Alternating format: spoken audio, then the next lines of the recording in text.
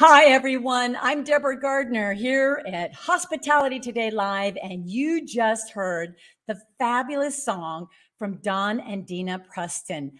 What a great song to help start our show every week here on HTL. But I want to say thank you so much for joining us as well, especially our fans and viewers that constantly come back every week, because as you know, we always have such amazing guests here that love to talk about their real life topics, stories, opinions, viewpoints, perspectives, lessons, and so much more. And today is going to be a really fun day. I have a very good friend of mine that is joining us, and I've known him forever in the hospitality industry.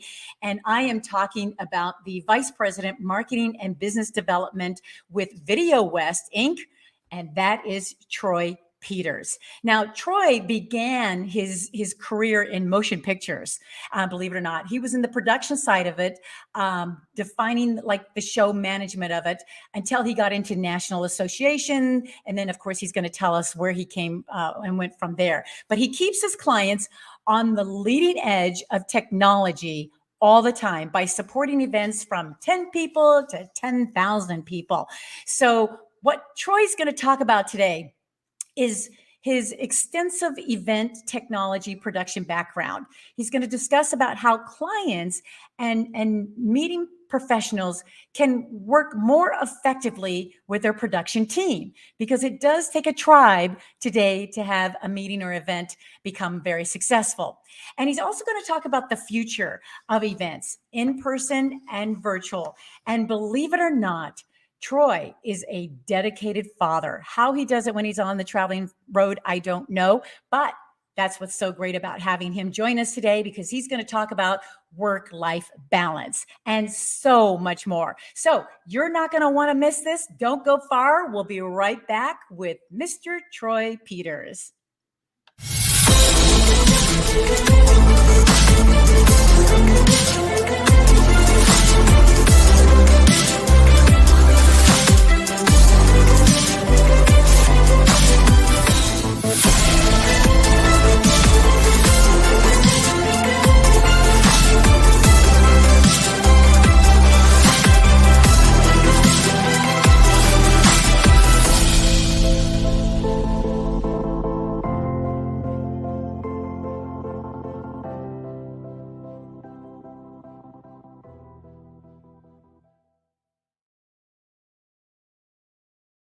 So, as promised, my very good friend Troy Peters is here with us. Hi, Troy. What's up, everybody? Good to see you, Deborah. Thank you so much for inviting me on. Oh, I'm so excited for you to be here because, you know, you are just like one of my all-time favorite people in the hospitality industry. You always come through. You're always so helpful. You're always thinking outside the box. I mean, I guess that's what production is all about, especially when you come from the movie side. This is true. This is absolutely true. I mean, I know some of the things we're going to talk about are how we communicate better, and it really comes, if you think about movie production, it comes with that script, right? An idea, and then a budget, and how do you make it all work? Can you afford all the whiz bang, all the special effects, or do you just need to stick to story? And that's really where I profess and preach from for when it comes to technology matching what your event needs. Well, it's very obvious because that's what makes you stand out, and that's what's making you so busy, so successful. I mean, I don't know when you're not on the road or talking to a client or making something happen differently for them so that they can stand out and make a big, huge impression. And I know it's all about making the client the hero. And I know there's plenty of companies and organizations that really, really like working with Video West Inc. And I can see why. It's because of you. So thank you again for joining us, because I do want to talk about this. As a matter of fact, how long have you been in the industry and how did you get into it? Yeah, well, as you mentioned, started out in motion pictures, went to film school right out of high school in the early 90s, and worked on a few Disney projects and sort of accelerated in the film industry pretty quickly through the 90s, sort of closing with the X-Files TV series. And then around 2005, I sort of had peaked, I guess, in the business, and asked Google, who I would say maybe was my mentor at the time, said, what should I do with my life? And Google said, you should apply to be an event planner with an association based in Washington State.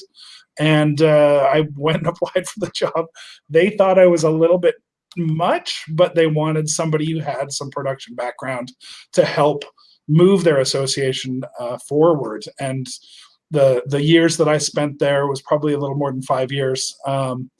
It really allowed me to understand what it took to put on 14 plus conferences a year, some overseas, and have 20,000 attendees in San Francisco, be able to connect. This would be the time when the iPhone came out in 2007. I was hired in 2008, but the iPhone had just come out. We built one of the first native iPhone program apps for our program. So instead of having all these phone book thick, for those that can remember what a phone book is, thick books for all your programs. We had 75 breakout rooms, plenaries every day. So being able to put it all into something you could hold in your hand, put in your pocket, was game changing. And then we developed some other experiences that were probably, 2010, 2012, the first version of what we're looking at now, which is this metaverse, this sort of stepping into technology that is so seamless. That experience, being able to walk up to an iPad and do wayfinding all throughout the convention center, all throughout the city, those sorts of things, and messaging to people's phones in 2010 was brand new at that point. So that really became it. And then I realized I wanted to do that. I sort of peaked with that association. So I peaked with film, then I peaked with that association. And I thought, okay, I want to do this for more associations. I fell in love with the association model, which is 90% of my clients, and how we can help them when budget is important, because you're a member-driven organization, how we can help them embrace the things that the pharma events and the corporate events are doing, but on a responsible budget. So that's my goal in life now. Wow. That is a long, very successful career that's only actually beginning. And you brought up a very good point about Meta, because I was going to ask you, with the pandemic, giving us an opportunity to pause, to redefine how we create and experience live events, it seems as though Meta is like the next best thing that you're providing for your clients, right? That's correct. We're in the education phase right now. We were pushing for, and just to define Meta, I know Facebook has renamed themselves Meta, yeah. But the metaverse is essentially the alternate. Meta originally came from when you push the control key button down on your keyboard, your keys will do something else, right? That's where the term meta came from. So fast forwarded for 40 years later, from the first PCs being built in the 80s to now. So meta is still being repurposed as this sort of blend of the two. And if we remember Web 2.0, when social media became really prevalent in our industry, this is kind of that next iteration. So just before the pandemic, we were working with clients to look at what a metaverse would look like in their conference. So we were planning a conference in San Diego with a trade show floor, and we had we were kind of developing a meta hall in the trade show floor. This is a month or two before everything shut down, but it would allow you to go in and look at, for example, a turbine engine, and it wouldn't be there, but the pedestal for it would be there. And you would take your phone and scan a QR code and then be able to walk around as though it's right there. You could reach out and touch it without touching it. You'd see it on your phone. We could also have the option of having goggles on and be able to walk around and look at an engine. And we're seeing engineers do this. We're seeing doctors do this for heart surgeries, where they can 3D map the heart and then go in. So it's natural that the next version of that would come to events. And then thinking about, if you've got an offsite and you take your phone, just like we're doing now, and we're sort of already in that metaverse where I walk out of my hotel. I'm here in DC working this week, and walk out of my hotel and want to figure out where the closest restaurant is. I'm on my map, and my iPhone map is showing me where I'm moving along. So the next version of that is, instead of having to look at that phone, you're wearing glasses that show you the path you need to turn and where the different highlights are. So if we did an offsite event, maybe that's it. You just use your phone, scan a QR code when you leave the convention center, look around, and these little arrows drop over the city. This is where the reception is. This is where the party is. This is where the board meeting is, and allows you to find things that way. So it's very versatile. Wow. So does that also mean that you can engage with other people, like you're at an event in a coffee conversation with somebody, but they're not real? Is that something Yeah, you can exactly. create on your own? And it is exactly that. When you start getting into this sort of a little bit more augmented reality side of it, where and it doesn't have to be visual. It could be like we're doing now, where you've got headphones in, and a remote participant is maybe watching the conference, but sitting next to you and talking to you in your ear.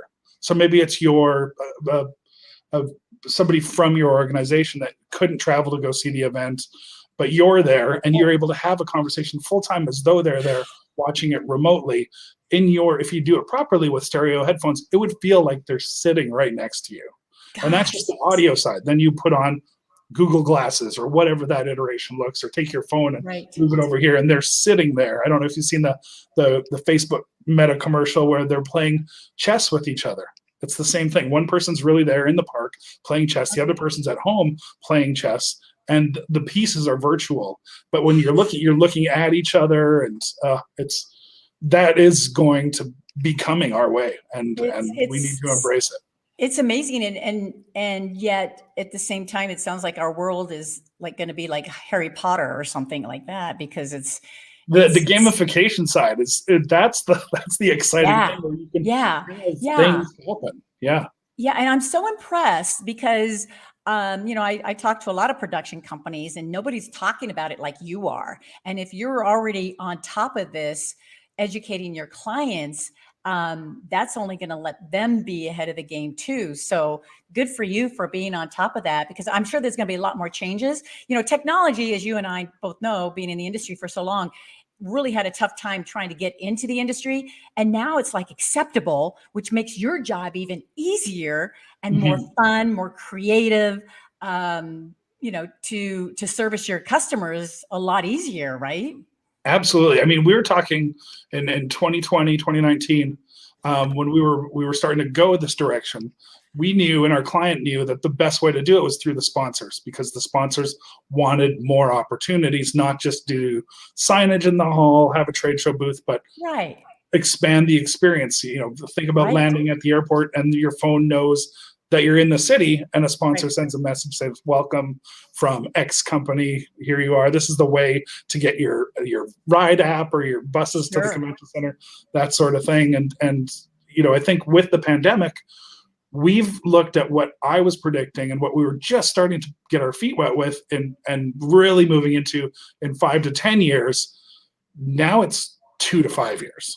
And I think that is really the conversations we're having are unbelievable this year and next year. And then with hybrid, it already is forcing that conversation even quicker, because how do you get the person that's virtual or remote, let's say, have the same experience? And that same experience will be through this meta experience. And then now with a major social media company pushing it that we know even our parents use, that is going to be a big game changer. And not to mention the next generation that already grew up in playing games virtually, completely in a completely separate universe. With my kids are 8. We're going to talk a little bit about work-life balance. My kids are 8, and they use their iPads and walk through the house, and they're walking through the Disneyland park. It is unbelievable what they're able to do. And they'll see the dining room table, but Mickey and Minnie will be sitting at it, and just in our own house. It's happening. That's so bizarre. That is so bizarre. And I'm so glad you and Video West are on top of it, because I know when I work with you and your staff, it impacts me, and I'm just a speaker. I can't imagine what it does for the client that has to look so good to, the organization. So good for you for staying on top of that. I'm excited to hear more, and how, and I'm hoping the viewers want to get in touch with you, because if this is coming, there's nobody better to be in touch with than you and Video West. So I that is appreciate that, Deborah. amazing. Yeah, and to just a little caveat though, and this is again sort of talking about that bridging technology and having those honest technology conversations, no matter what size your event is. If you're doing the whole mega thing or not, don't let it get, we have the speakers like you or your CEO or whoever it is that's got the message. Don't let the message get missed because you want to do the new and exciting. Got to make sure you have the right technology partner to be able to put the brakes on and say, look, I don't think this is going to fit. Okay. How about just this little piece of it, right? Let's not go completely in. Let's make sure that we're not losing the message, because it's like the film days where we'd say, if they're not paying attention, it's because of the script. It's not because we did something bad. And the production side, if the story's still there, they'll stick it up. So it has nothing to do with Brad Pitt being really good looking or anything? No, of course not. Yeah, yeah. Nothing like There's that. There's two types of films. Yeah, the blockbusters are a little different, but yeah. But I just think overall it's really exciting, and I'm liking what you're saying, because not everything's going to fit for every group and vice versa. So it's a matter of really getting to know the goals and objectives of what your client is wanting to get accomplished before determining what you're going to utilize for them. So that's good to recognize. As a production team, sometimes it's you just want to be so creative and you want to throw it all in there and have a good time with it, but at the same time, really got to stick with the strategy side of things too. So that's I'm glad you brought that up. Now, and then that was a good tip too. So how do clients and meeting planners, how did they work more effectively with a production team like Video West? What do they need to know? Yeah, I think that again, it's that communication. It's understanding, sort of having an honest conversation about what are the goals and objectives of the meeting, whether it's a lunch for the local chamber of commerce or whether it's an international product launch. What is that? What are those 3 points that you want to hit on? I again lean on my production background, motion picture production background, where we created scripts in a 3-act play, right? Ever since Shakespeare, we've been doing these 3 acts. And so what's the first thing? How do you introduce the event? How do you do that through technology? How do you enhance that experience through technology to get them to want to be there and start interacting and whatever scope or level of the event is? And then act 2 is the hook. What keeps them there? What keeps them coming back for more, attending each day if it's a multi-day conference, or coming back after the lunch is served if it's just a luncheon? Is it your keynote speaker? And is that the heavy lift? Do we just need to have IMAG for screens and that sort of thing? And then that closing act, that act 3, is the feel good, the takeaway. What do you leave the ballroom feeling? Are you donating more money if it's a fundraiser? Are you taking things you've learned back to the office? Are you investing differently if it's a trade conference? How do you do those things, and how do you embrace the technology to get those things to come together in the right way? And really calling out those story points for any event with your technology partner is the first step, and continuing that communication through. If there's one thing we've learned or become better at with the pandemic, is the value of production meetings. We now have production meetings with certain clients that have really big technology lifts on an almost weekly, if not bi-weekly basis throughout the year. Even though their conference might be in February, we finish the conference, we start talking about the next year the day after and start planning it. So we've really become better about getting those communication points, making sure what the deliverables are from both sides, what we need from them, what they expect from us, to make sure we hit it perfectly.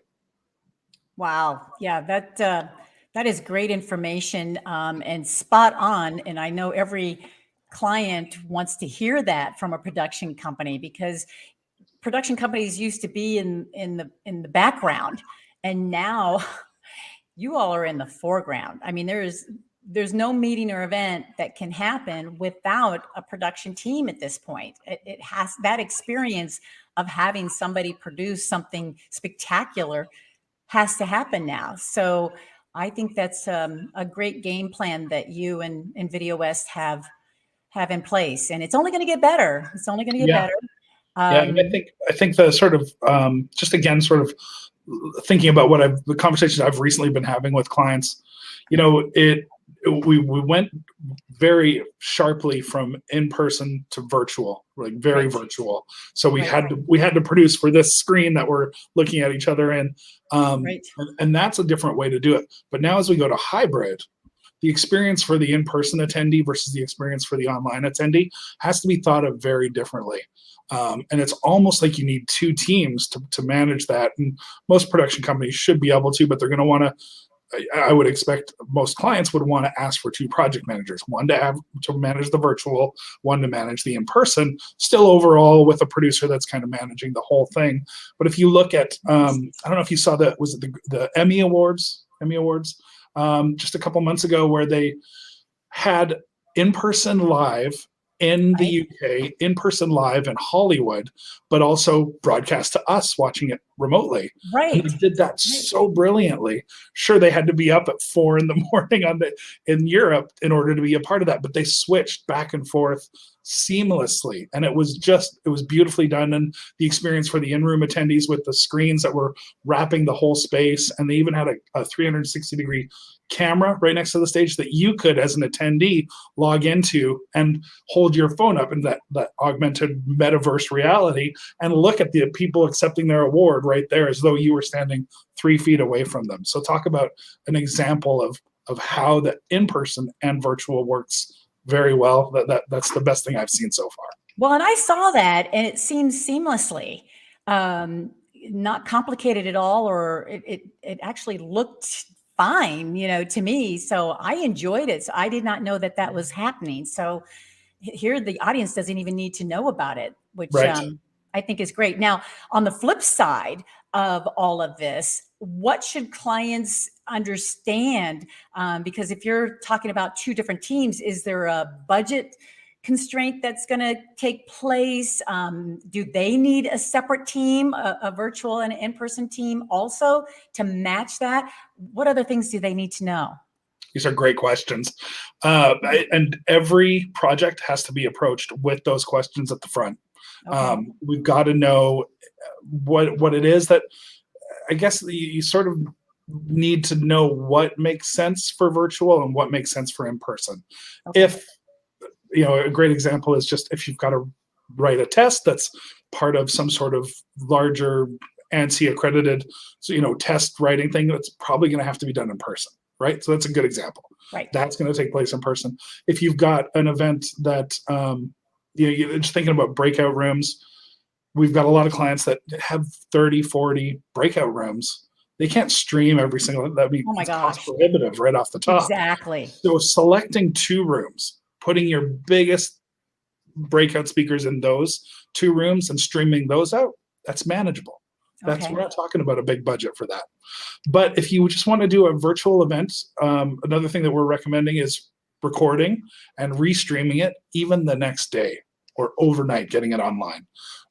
So that puts the lift on us. We have a team that works the overnight shift, pulls all that information from the ballroom down, edits it, because the viewing experience remotely is different than the viewing experience in the room. In the room, you can see things that are happening. People are engaging and applauding and all of those things. But remotely, it needs to be a lot more like primetime television, right? Lower thirds and animations and videos and things like that. So being able to produce them both differently is a big thing.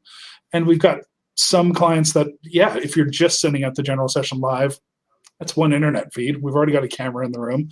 Probably involves an extra person and a switcher just to send out a different feed. Right. That is, again, minimal to the budget.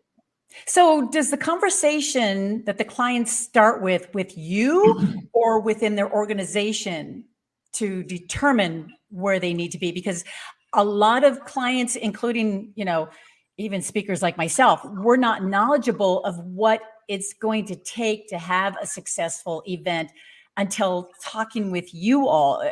where do we start? Where do they start? Yeah. We often are reached out to say, this is what we want I to bet. do. Tell us how to do it. And I then bet. we have to Yeah. kind of go back and say, you guys need to figure out, here's what you would need to deliver. Here are some ideas to help you, but you really internally, and we found a few organizations, particularly through the pandemic, had to rewrite their bylaws so that Oh. people could vote remotely. Like that was Oh. something that was in their bylaws with a Oh. lot of associations, that you could only vote in person or by proxy. So if you eliminate all the voting members, or you only get half of them there, Right. you're not representing your members. So those things we need to think through as well. But yeah, it really does have to start internal. But we're here to lean on, here to ask those questions and build it together, basically. Yeah, yeah, definitely. Wow, that's a wealth of information and wisdom coming from your part. So thank you. That is amazing. And I know that as things start coming back in person and even working the hybrid format, our personal life is going to get probably a little crazier. I know, like, your wife and kids are used to you being home, but I can't even imagine what your schedule is going to be like 2022 and moving on forward. But work-life balance, even for men in the industry, has to be a little tough. And I wanted to actually show our viewers your sweet little family. Aw, look at that. Your two little boys there. What are their Boy and a names? girl, boy and a girl. Oh, boy and a Faith, girl. Faith and Jackson. Yeah. Oh, there, because she's got the cute little short haircut. Yeah. And then with your wife there, she's in her little dress. So yeah, Right. just an all-American family that you have there. But yet it's got to be tough on you as well, especially when they're that age. It is. And as they're both 8 now, they're twins. And I keep looking forward to, like, when they're old enough to start traveling with dad, like maybe one gets to go to every other trip. So that's something that I get to look forward to. And yeah, as you know, I mean, I'm family first. That's the reason I do what I do, is to provide for the family and have the sort of lifestyle that we want. But, with the pandemic, it did allow me to rewrite my job description, because it was work. Video West wasn't necessarily embracing the work from home or work remote option. Even though we're dual coast, we have an office here in DC, and we have our headquarters in Phoenix. But being able to work remote wasn't encouraged. You could do it occasionally, but because of the pandemic, I was able to easily say, look, we need to do this, and even step that up further. My wife and I built a house in Washington State during the pandemic. We moved in about 4 months ago because we wanted to be closer to family.